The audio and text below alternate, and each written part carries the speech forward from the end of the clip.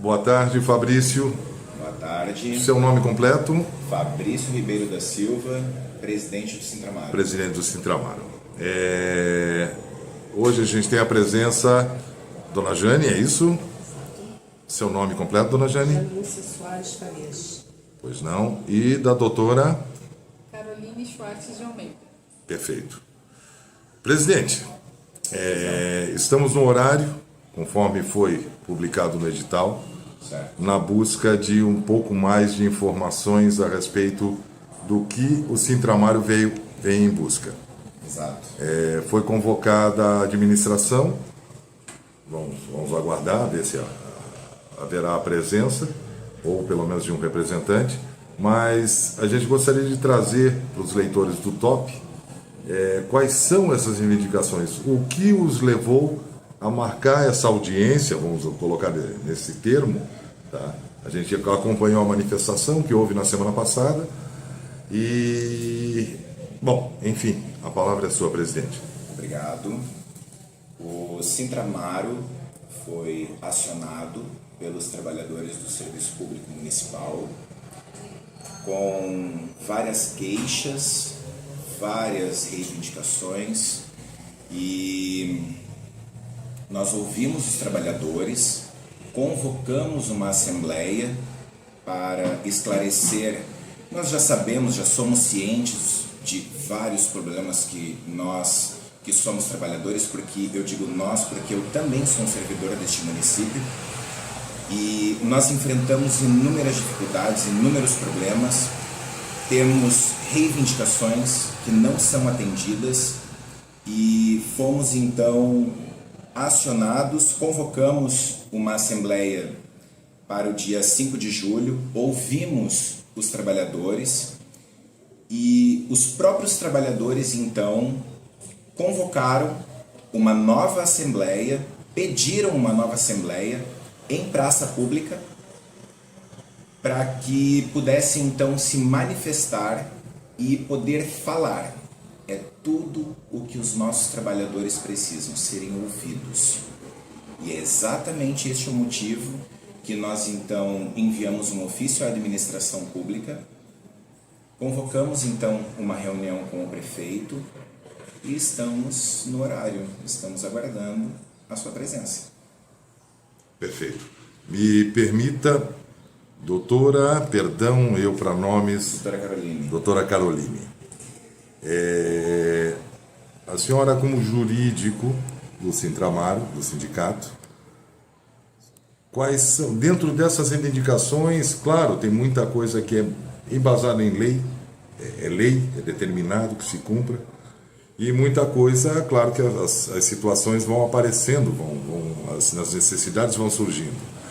Hoje, a senhora também está integrando recentemente o quadro do Sintramaro, mas dentro da sua experiência causídica, o que a senhora pode nos trazer de informação? Agradeço aí a esse espaço, né, um espaço importantíssimo no jornal, um jornal de grande relevância aqui no município. Conforme o Fabrício, presidente aqui do Sintramaro, nos falou, os trabalhadores precisam ser ouvidos e atendidos. Nós temos situações muito graves aqui no município, em que os trabalhadores estão tirando dinheiro do bolso para vir trabalhar. Eu destaco 3 exemplos de trabalhadores que nós temos conhecimento que não estão recebendo vale transporte. Uma trabalhadora, inclusive, está caminhando 2 quilômetros até o ponto de ônibus, sendo que seria possível, porque está na lei municipal, para que o município forneça esse vale transporte.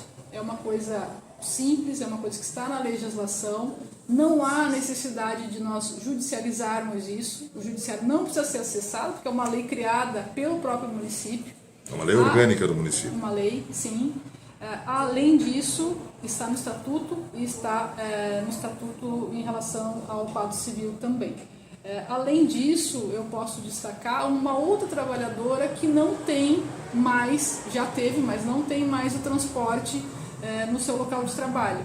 Então isso precisa ser revisto, são questões pontuais que os trabalhadores querem, é uma linha de diálogo, é uma conversa para que a gente consiga resolver questões pontuais e questões mais complexas em que os trabalhadores participem desse debate também.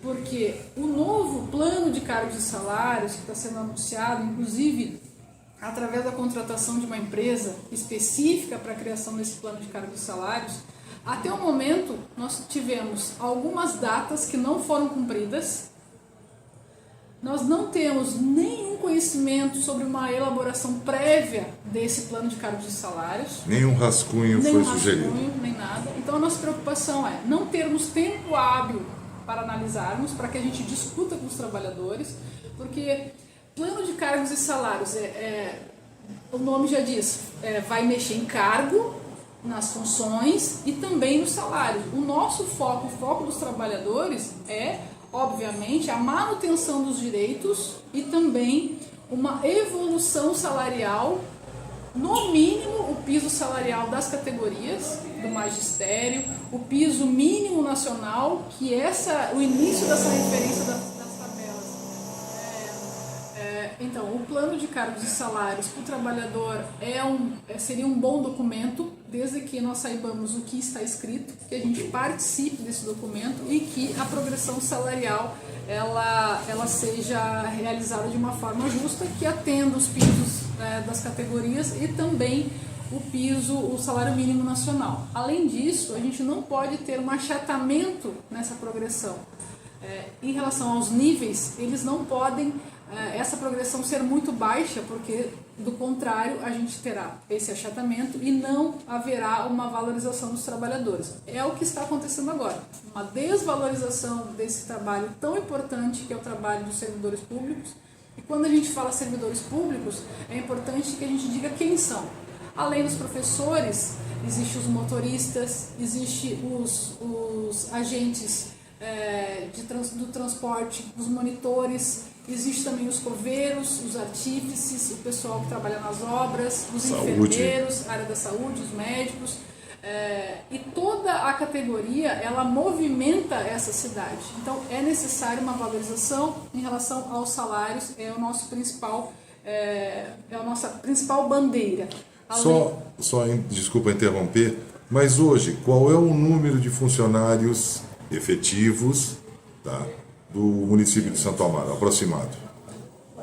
Hoje, posso responder a pergunta? Pode, por favor. Em torno de 1.800, um pouco mais. 1.800. Nós temos problemas excepcionais com cada categoria. Uma minoria, digamos assim, em cada categoria, mas o que acaba acarretando um transtorno dentro do ambiente de trabalho.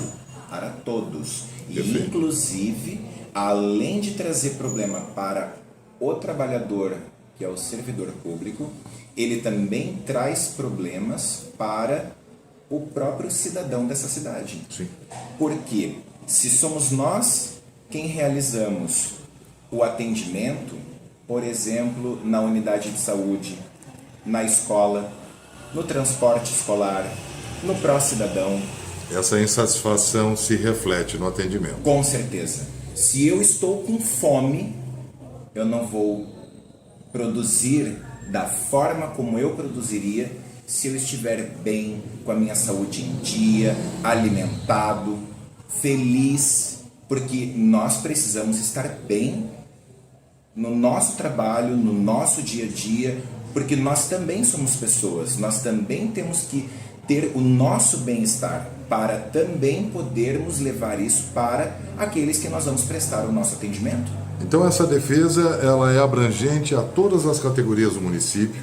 A grande reivindicação, pelo que a gente percebe, é sim o plano de cargos e salários efetivamente discutido, debatido, enfim. Exato. E que atenda o mínimo. O mínimo. Eu posso dar um exemplo de uma categoria que já resume toda a nossa conversa. Se nós pegarmos a tabela do quadro de carreira da função de auxiliar de serviços gerais, em que na letra A esta pessoa ingressa no serviço público ganhando R$ 1.111 Não é nenhum salário e mínimo. 90 centavos, nós já percebemos que existe algo errado. Nós temos uma outra categoria, que são a dos artífices, que recebem R$ 1.314,68. Nós precisamos rever. Então, se nós já temos essas duas categorias como exemplo, então nós já sabemos o que acontece nas demais categorias.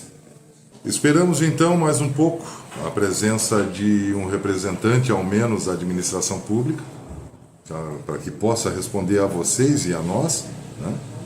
E a gente se mantém aqui no aguardo. Mais alguma consideração?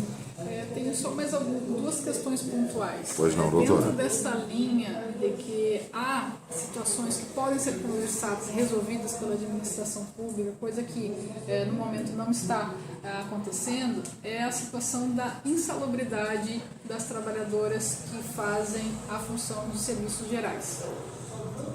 Algumas trabalhadoras entraram com o processo judicial.